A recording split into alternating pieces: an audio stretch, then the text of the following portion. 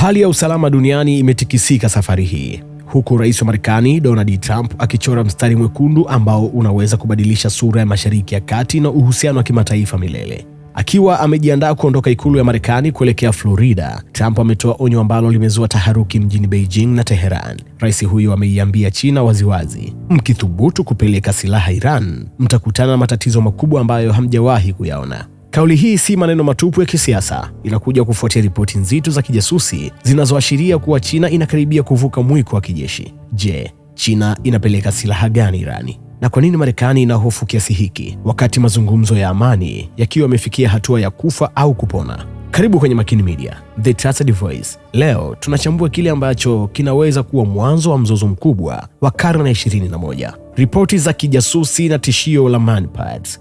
Nini kimeichafua hali ya hewa? Idara ya kijasusi ya Marekani imenasa taarifa zinazofadhaisha. Ripoti hizo zinadai kuwa Beijing inajiandaa kuwasilisha mifumo mipya ya ulinzi wa anga nchini Iran ndani ya wiki chache zijazo.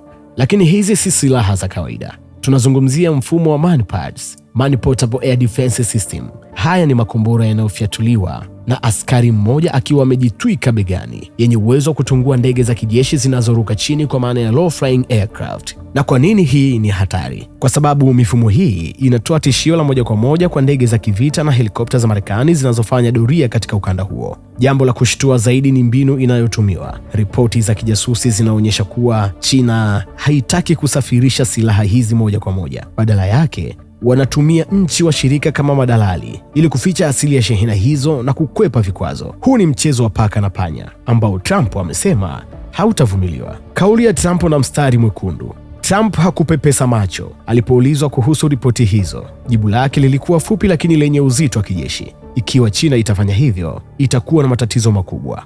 Sawa?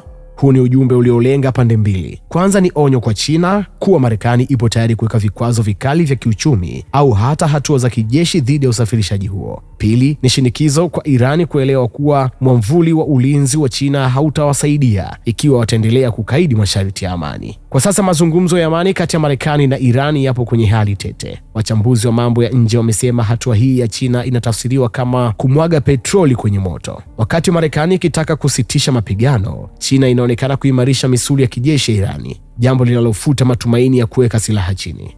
Majibu ya China na mbinu za kidiplomasia.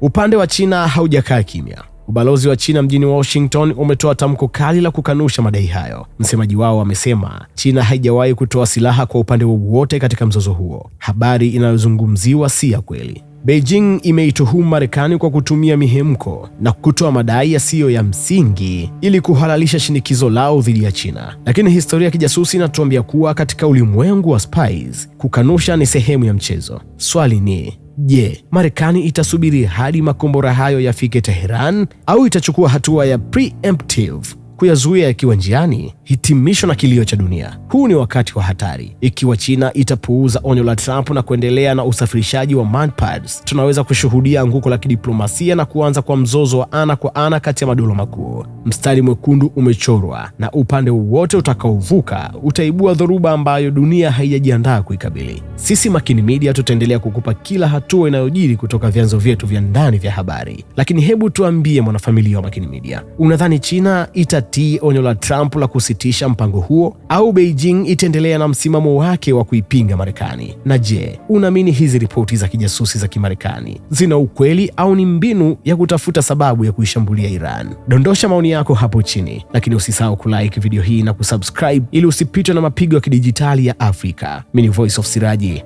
na hii ni Makini Media, The Trusted Voice. Mpaka wakati mwingine.